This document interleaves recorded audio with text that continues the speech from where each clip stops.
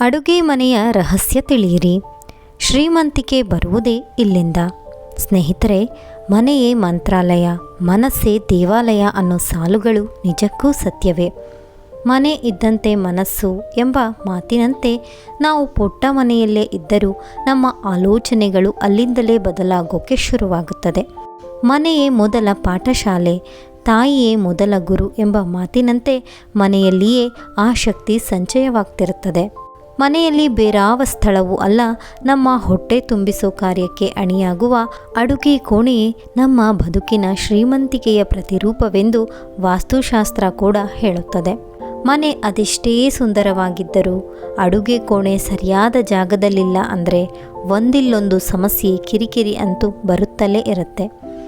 ಮನೆಯ ಕೇಂದ್ರ ಬಿಂದು ಅಡುಗೆ ಮನೆ ಎಂದರೆ ತಪ್ಪಾಗಲಾರದು. ಮನೆ ಸದಸ್ಯರ ಆರೋಗ್ಯ, ಸಂತೋಷ ಇರುವುದು ಅಡುಗೆ ಮನೆಯಲ್ಲೇ. ಅದರ ಸ್ವಚ್ಛತೆ ಕಾಪಾಡುವುದು ಮನೆಯ ಸದಸ್ಯರೆಲ್ಲರ ಕರ್ತವ್ಯ ಕೂಡ. ತರಕಾರಿ ಹೆಚ್ಚೋದು, ಅಡುಗೆ ಮಾಡುವುದು, ಪಾತ್ರೆ ತೊಳೆಯುವುದು, ಸಾಮಗ್ರಿಗಳನ್ನು ಅಚ್ಚುಕಟ್ಟಾಗಿ ಇಟ್ಟುಕೊಳ್ಳುವುದು, ಹೀಗೆ 10 ಕೆಲಸಗಳು ಪ್ರತಿನಿತ್ಯ ಇದ್ದೇ ಇರುತ್ತೆ. ಅಲ್ಲದೆ ಸಾಮಗ್ರಿಗಳಿದ್ದರೂ ಪ್ರೀತಿಯಿಂದ, ನೆಮ್ಮದಿಯಿಂದ, ಶಾಂತಿಯಿಂದ ಅಡುಗೆ ಮಾಡಿದರೆ ಮನೆ ಮಂದಿಯ ಆರೋಗ್ಯ ವೃದ್ಧಿಯಾಗುತ್ತೆ ಎನ್ನುವುದು ನಳಪಾಕ ಶಾಸ್ತ್ರದ ಉಲ್ಲೇಖ ಕೂಡ. ಅಷ್ಟಕ್ಕೂ ಅಡುಗೆ ಮನೆಯನ್ನು ಹೇಗೆ ಇಟ್ಟುಕೊಳ್ಳಬೇಕು, ಅದರಿಂದ ಆಗುವ ಉಪಯೋಗವೇನು?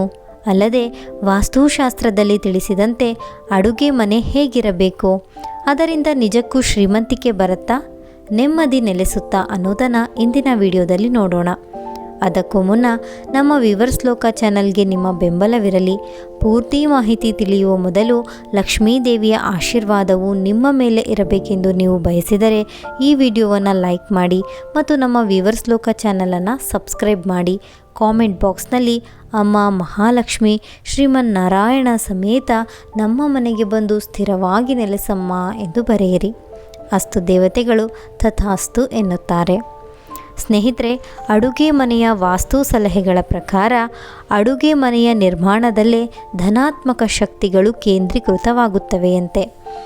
ಅಡುಗೆ ಮನೆಯಲ್ಲೇ ಪ್ರಕೃತಿಯ ಶಕ್ತಿಗಳಲ್ಲಿ ಒಂದಾದ ಅಗ್ನಿ ಇರುವ ಸ್ಥಳ. ಹೀಗಾಗಿ ಅಡುಗೆ ಮನೆಯ ವಾಸ್ತು ಸರಿಪಡಿಸುವುದರಿಂದ ಈ ಅಂಶದಿಂದ ಆಗುವ ಪ್ರಯೋಜನವನ್ನು ಪಡೆಯಲು ಸಾಧ್ಯವಾಗತ್ತೆ. ಇಲ್ಲದೆ ಹೋದಲ್ಲಿ ಅಡುಗೆ ಮನೆಯಲ್ಲಿ ಯಾವಾಗಲೂ ಗ್ಯಾಸ್ ಖಾಲಿ, ಎಣ್ಣೆ ಖಾಲಿ, ದಿನಸಿ ಸಾಮಾನು ಖಾಲಿ, ಹೀಗೆ ನಾನಾ ಕೊರತೆಗಳು ಉಂಟಾಗುತ್ತವೆ. ದೇವರ ಕೋಣೆಯ ಬಳಿಕ ಅಡುಗೆ ಮನೆಯನ್ನು ಅತ್ಯಂತ ಪವಿತ್ರ ಸ್ಥಳವೆಂದೇ ಭಾವಿಸಲಾಗುತ್ತದೆ. ಯಾಕಂದರೆ ಅಲ್ಲಿ ಸಾಕ್ಷಾತ್ ಅನ್ನಪೂರ್ಣೇಶ್ವರಿಯು ನೆಲೆಸುತ್ತಾಳೆ ಎಂಬ ನಂಬಿಕೆ ಕೂಡ. ಹಾಗಾಗಿ ಅಡುಗೆ ಮನೆಯಲ್ಲಿ ಸಂತೋಷದಿಂದ, ಪ್ರೀತಿಯಿಂದ ಆಹಾರ ತಯಾರಿಸಿದರೆ ಅಮೃತಕ್ಕೆ ಸಮಾನವೆಂದು ಕರೆಯುತ್ತಾರೆ. ಸರಿಯಾದ ರೀತಿಯಲ್ಲಿ ಅಡುಗೆ ಮನೆಯ ವಾಸ್ತು ಅನುಷ್ಠಾನದಿಂದ ಆರೋಗ್ಯಯುಕ್ತ ಜೀವನ ಮತ್ತು ಧನಾತ್ಮಕ ವಾತಾವರಣ ನಿರ್ಮಾಣವಾಗಿರುತ್ತೆ. ಮಾತ್ರವಲ್ಲ, ಅನಾರೋಗ್ಯ ಸೇರಿದಂತೆ ಋಣಾತ್ಮಕ ಶಕ್ತಿಗಳಿಂದ ಮನೆಯನ್ನು ರಕ್ಷಿಸಬಹುದಂತೆ.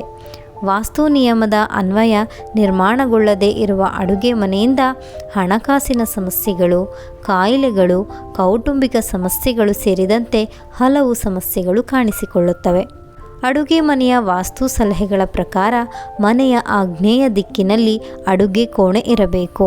ಹೀಗಾಗಿ ಆ ಸ್ಥಳವೇ ಅಡುಗೆ ಮನೆಯ ನಿರ್ಮಾಣಕ್ಕೆ ಅತ್ಯುತ್ತಮವಾದದ್ದು. ವಾಸ್ತುಶಾಸ್ತ್ರದ ಪ್ರಕಾರ ಅಡುಗೆ ಮನೆಗೆ ಉತ್ತಮವಾದ ದಿಕ್ಕು ಎಂದರೆ ಅದು ಆಗ್ನೇಯ ದಿಕ್ಕು. ಹಾಗಾದರೆ ಇನ್ನುಳಿದ ವಾಯುವ್ಯ ದಿಕ್ಕು, ಉತ್ತರ ಈಶಾನ್ಯ ಮತ್ತು ನೈಋತ್ಯ ದಿಕ್ಕುಗಳಲ್ಲಿ ಅಡುಗೆ ಮನೆ ನಿರ್ಮಾಣವನ್ನು ಮಾಡಬಾರದು. ಏಕೆಂದರೆ ಆ ದಿಕ್ಕುಗಳು ಸೂಕ್ತವಾದದ್ದಲ್ಲಿ ಬಾತ್ರೂಮ್ ಮತ್ತು ಅಡುಗೆ ಕೋಣೆಯನ್ನು ಜೊತೆಯಾಗಿ ನಿರ್ಮಿಸಬಾರದು. ಇದು ನಿಷಿದ್ಧ. ಅಡುಗೆ ಮನೆಯ ಬಾಗಿಲು ಪಶ್ಚಿಮ ಅಥವಾ ಉತ್ತರ ದಿಕ್ಕಿಗೆ ಇರಬೇಕು ಎಂದು ವಾಸ್ತುಶಾಸ್ತ್ರ ಹೇಳುತ್ತೆ. ಒಂದು ವೇಳೆ ಆ ಎರಡೂ ದಿಕ್ಕುಗಳು ನಿರ್ಮಾಣದ ಸಂದರ್ಭದಲ್ಲಿ ಆಗಲಿಲ್ಲ ಎಂದಾದರೆ ಆಗ್ನೇಯ ಭಾಗದಲ್ಲಿ ಅಡುಗೆ ಮನೆ ನಿರ್ಮಾಣ ಮಾಡಬಹುದು. ಅಡುಗೆ ಮನೆಯಲ್ಲಿ ಗ್ಯಾಸ್ ಸ್ಟವನ್ನು ಆಗ್ನೇಯ ಭಾಗದಲ್ಲೇ ಇರಿಸಬೇಕು. ಅಡುಗೆ ಮನೆಯಲ್ಲಿ ಪೂರ್ವಮುಖವಾಗಿ ನಿಂತು ಅಡುಗೆ ಮಾಡುವಂತೆ ಗ್ಯಾಸ್ ಸ್ಟವನ್ನು ಇರಿಸಿದರೆ ಬಹಳ ಒಳ್ಳೆಯದು. ಆದಷ್ಟು ಅಡುಗೆ ಮನೆಯಲ್ಲಿ ದಿನಸಿ ಪದಾರ್ಥವನ್ನು ಯಾರಿಗೂ ಕಾಣದ ಹಾಗೆ ಇಡಿ. ಅದಕ್ಕಾಗಿಯೇ ಆಗಿನ ಕಾಲದಲ್ಲಿ ಸ್ಟೀಲ್ ಕಂಟೈನರ್ನಲ್ಲಿ ದಿನಸಿಯನ್ನು ಇಡುತ್ತಿದ್ದರು. ಇನ್ನು ಅಡುಗೆ ಮನೆಯಲ್ಲಿ ಒಂದು ಸಣ್ಣ ಕನ್ನಡಿ ಇಡುವುದು ಬಹಳ ಉತ್ತಮ. ಅಡುಗೆ ಮನೆಗೆ ಸಾಮಾನ್ಯವಾಗಿ ಒಂದು ದಿಕ್ಕಿನಿಂದ ಪ್ರವೇಶಕ್ಕೆ ಅವಕಾಶ ಇದ್ದರೆ ಉತ್ತಮ. ಒಂದಕ್ಕೊಂದು ಮುಖವಾಗಿ 2 ಬಾಗಿಲುಗಳನ್ನು ಇರಿಸಬಾರದು. ಒಂದು ವೇಳೆ 2 ಬಾಗಿಲುಗಳು ಇದ್ದರೆ ಒಂದು ಉತ್ತರ ಅಥವಾ ಪಶ್ಚಿಮ ದಿಕ್ಕಿನಲ್ಲಿ ಇರಬೇಕು. ಒಂದು ಬಾಗಿಲನ್ನು ತೆರೆದು ಉತ್ತರ ದಿಕ್ಕಿನಲ್ಲಿ ಇರುವ ಬಾಗಿಲನ್ನು ಯಾವತ್ತೂ ಮುಚ್ಚಿರಬೇಕು. ವಾಸ್ತುಶಾಸ್ತ್ರದ ಪ್ರಕಾರ ಬಾಗಿಲನ್ನು ಎಡದಿಂದ ಬಲಕ್ಕೆ ತೆಗೆಯಬೇಕು. ಇದರಿಂದಾಗಿ ಆ ಮನೆ ಅಭಿವೃದ್ಧಿಯನ್ನು ಹೊಂದುತ್ತದೆ ಎನ್ನುತ್ತೆ. ಬಲದಿಂದ ಎಡಕ್ಕೆ ತೆರೆಯುವುದು ಏಳಿಗೆ ಆಗುವುದು ವಿಳಂಬವಾಗುತ್ತದೆ. ಅಂತಹ ಅಡುಗೆ ಮನೆಯಲ್ಲಿ ಗಾಳಿ ಬೆಳಕಿನ ಸಂಚಾರವಿರಬೇಕು. ಪೂರ್ವ ಅಥವಾ ದಕ್ಷಿಣ ದಿಕ್ಕಿನಲ್ಲಿ ಕಿಟಕಿ ಇರಬಾರದು. ಒಂದು ವೇಳೆ 2 ಕಿಟಕಿಗಳು ಇದ್ದರೆ ಸಣ್ಣ ಕಿಟಕಿಯನ್ನು ದಕ್ಷಿಣ ದಿಕ್ಕಿನಲ್ಲಿ ನಿರ್ಮಿಸಬೇಕು ಅಥವಾ ದೊಡ್ಡ ಕಿಟಕಿಯ ಎದುರಿನಲ್ಲೇ ಇರಬೇಕು. ಅಡುಗೆ ಮನೆಗಾಗಿ ಕಪ್ಪು ಮಾರ್ಬಲ್ ಅಥವಾ ಕಲ್ಲನ್ನು ಸ್ಲ್ಯಾಬ್ಗಾಗಿ ಬಳಸಬಹುದು. ವಾಸ್ತುಶಾಸ್ತ್ರದಲ್ಲಿ ಗ್ರಾನೈಟ್ ಬಳಕೆಗೆ ಸೂಚಿಸುವುದಿಲ್ಲ. ಅಡುಗೆ ಮನೆ ಯಾವ ದಿಕ್ಕಿಗೆ ಇರುತ್ತದೆಯೋ ಅದಕ್ಕೆ ಅನುಸಾರವಾಗಿ ಸ್ಲ್ಯಾಬ್ನ ಬಣ್ಣವೂ ಇರುತ್ತೆ. ಒಂದು ವೇಳೆ ಅಡುಗೆ ಕೋಣೆ ಪೂರ್ವದಲ್ಲಿದ್ದರೆ ಹಸಿರು ಅಥವಾ ಕಂದು ಬಣ್ಣದ ಸ್ಲ್ಯಾಬ್ ಬಳಕೆ ಅತ್ಯುತ್ತಮ. ಅಡುಗೆ ಮನೆ ಈಶಾನ್ಯದಲ್ಲಿದ್ದರೆ ಹಳದಿ ಬಣ್ಣದ ಸ್ಲ್ಯಾಬ್ ಅತ್ಯುತ್ತಮ. ದಕ್ಷಿಣ ಅಥವಾ ಆಗ್ನೇಯ ದಿಕ್ಕಿನಲ್ಲಿ ಅಡುಗೆ ಮನೆ ಇದ್ದರೆ ಕಂದು, ಕೆಂಪು ಬಣ್ಣ ಅಥವಾ ಹಸಿರು ಬಣ್ಣದ ಸ್ಲ್ಯಾಬ್ ಬಳಕೆ ಮಾಡಲು ವಾಸ್ತು ಸಲಹೆ ಮಾಡುತ್ತೆ. ಅಡುಗೆ ಮನೆ ಪಶ್ಚಿಮದಲ್ಲಿದ್ದರೆ ಆಗ ಬೂದು ಅಥವಾ ಹಳದಿ ಬಣ್ಣದ ಸ್ಲ್ಯಾಬ್ ಅತ್ಯುತ್ತಮ. ಉತ್ತರ ಭಾಗದಲ್ಲಿ ಇರುವ ಅಡುಗೆ ಮನೆಗೆ ಹಸಿರು ಬಣ್ಣದ ಸ್ಲ್ಯಾಬ್ ಬಳಕೆ ಸೂಕ್ತ. ಆದರೆ ವಾಸ್ತುಶಾಸ್ತ್ರದ ಅನ್ವಯದಂತೆ ಉತ್ತರ ಭಾಗದಲ್ಲಿ ಅಡುಗೆ ಮನೆ ನಿರ್ಮಿಸಬಾರದು. ಸಾಮಾನ್ಯವಾಗಿ ಅಡುಗೆ ಮನೆಯಲ್ಲಿ ಸಿಂಕನ್ನು ಉತ್ತರ ಅಥವಾ ಈಶಾನ್ಯ ಭಾಗದಲ್ಲಿ ಇರಿಸಲಾಗುತ್ತೆ. ಸ್ಟವ್ಗೆ ಸಮಾನಾಂತರವಾಗಿ ಸಿಂಕನ್ನು ಫಿಟ್ ಮಾಡಬಾರದು. ಯಾಕಂದರೆ ಅದರಿಂದ ಋಣಾತ್ಮಕ ಶಕ್ತಿ ಉಂಟಾಗುತ್ತದೆ. ಕುಡಿಯುವ ನೀರಿಗಾಗಿ ಬಳಕೆ ಮಾಡುವ ಪಾತ್ರೆಗಳನ್ನು ಯಾವಾಗಲೂ ಅಡುಗೆ ಕೋಣೆಯ ಒಳಗೆ ಇರಿಸಬೇಕು ಎಂದು ವಾಸ್ತುಶಾಸ್ತ್ರದಲ್ಲಿ ಹೇಳಲ್ಪಟ್ಟಿದೆ. ವಾಸ್ತುಶಾಸ್ತ್ರದ ಪ್ರಕಾರ ಮನೆಯಲ್ಲಿ ಈಶಾನ್ಯ ಅಥವಾ ಉತ್ತರ ಭಾಗದಲ್ಲಿ ಕುಡಿಯುವ ನೀರನ್ನು ಇರಿಸುವುದು ಸೂಕ್ತ. ಉತ್ತರ ಮತ್ತು ಈಶಾನ್ಯ ಭಾಗ ಸಿಗದೇ ಇದ್ದರೆ ಅವುಗಳನ್ನು ಪೂರ್ವ ಭಾಗದಲ್ಲಿ ಕೂಡ ಇರಿಸಬಹುದು. ಇನ್ನು ರೆಫ್ರಿಜರೇಟರನ್ನು ಅಡುಗೆ ಮನೆಯ ನೈಋತ್ಯ ಮೂಲೆಯಲ್ಲಿ ಅಥವಾ ಯಾವುದಾದರೂ ಒಂದು ಮೂಲೆಯಲ್ಲಿ ಇರಿಸಬಹುದು. ಆದರೆ ಈಶಾನ್ಯ ಮೂಲೆಯಲ್ಲಿ ಮಾತ್ರ ಇರಿಸಬಾರದು. ವಾಸ್ತುಶಾಸ್ತ್ರದ ಪ್ರಕಾರ ಅಡುಗೆ ಮನೆಯಲ್ಲಿ ಯಾವುದೇ ವಸ್ತುಗಳು ಅಸ್ತವ್ಯಸ್ತವಾಗಿ ಇರಬಾರದು. ಎಲ್ಲ ಪಾತ್ರೆ ಪರಿಕರಗಳನ್ನು ದಕ್ಷಿಣ ಅಥವಾ ಪಶ್ಚಿಮ ಮೂಲೆಯಲ್ಲಿ ಇರಿಸಬೇಕು. ಅಲ್ಲದೆ ಅಡುಗೆ ಮನೆಯಲ್ಲಿ ತಿಳಿ ಗುಲಾಬಿ, ಕಿತ್ತಳೆ ಮತ್ತು ಹಸಿರು ಬಣ್ಣಗಳನ್ನು ಕೂಡ ಅಲ್ಲಿಗೆ ಬಳಕೆ ಮಾಡಬಹುದು ಎಂದು ವಾಸ್ತು ನಿಯಮಗಳು ಸೂಚಿಸುತ್ತವೆ. ಅಡುಗೆ ಕೋಣೆಗೆ ಕಂದು ಬಣ್ಣಗಳನ್ನು ಬಳಕೆ ಮಾಡಬಾರದು. ಅಡುಗೆ ಮನೆಗೆ ಸಂಬಂಧಿಸಿದಂತೆ ಕೆಲವು ವಿಷಯಗಳ ಬಗ್ಗೆ ವಿಶೇಷ ಕಾಳಜಿ ವಹಿಸಬೇಕು. ಅಡುಗೆ ಮನೆಯಲ್ಲಿ ಅನೇಕ ಪಾತ್ರೆಗಳ ಬಳಕೆಯಾಗುತ್ತವೆ. ಆ ಪೈಕಿ ಚಪಾತಿ ಮತ್ತು ದೋಸೆ ಮಾಡುವ ಕಾವಲಿಯನ್ನು ಎಂದಿಗೂ ಮಗುಚಿ ಹಾಕಬಾರದಂತೆ. ಹೀಗೆ ಮಾಡಿದರೆ ಆರ್ಥಿಕ ಬಿಕ್ಕಟ್ಟನ್ನು ಎದುರಿಸಬೇಕಾಗುತ್ತೆ ಎನ್ನುತ್ತೆ ವಾಸ್ತುಶಾಸ್ತ್ರ. ಸಾಲ ಹೆಚ್ಚಾಗಿ ಜೀವನದಲ್ಲಿ ಬಡತನವನ್ನು ಎದುರಿಸಬಹುದು. ಇದರ ಜೊತೆಗೆ ಬಾಣಲಿಯನ್ನು ಕೂಡ ಮಗುಚಿ ಇಡಬಾರದು ಎನ್ನುವ ನಿಯಮ ವಾಸ್ತುಶಾಸ್ತ್ರದಲ್ಲಿದೆ. ಅಡುಗೆ ಮನೆಯಲ್ಲಿ ಬಾಣಲಿಯನ್ನು ಮಗುಚಿ ಹಾಕಿದರೆ ನಕಾರಾತ್ಮಕ ಶಕ್ತಿಯ ಪ್ರಭಾವ ಉಂಟಾಗುತ್ತದೆ.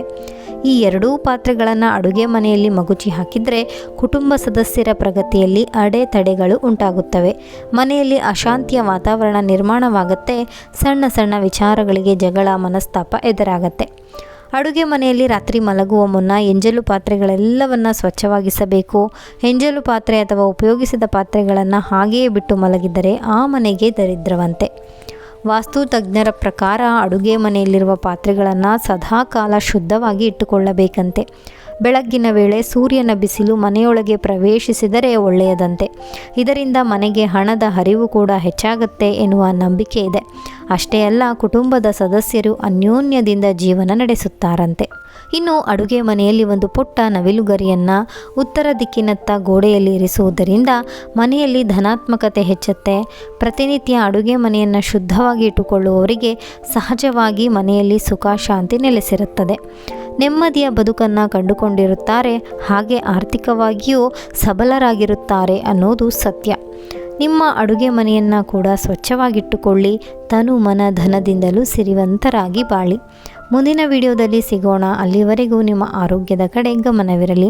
ಸ್ನೇಹಿತರೆ, ಈ ಮಾಹಿತಿ ನಿಮಗೆ ಇಷ್ಟವಾದರೆ ಲೈಕ್ ಮಾಡೋದನ್ನು ಖಂಡಿತ ಮರಿಬೇಡಿ.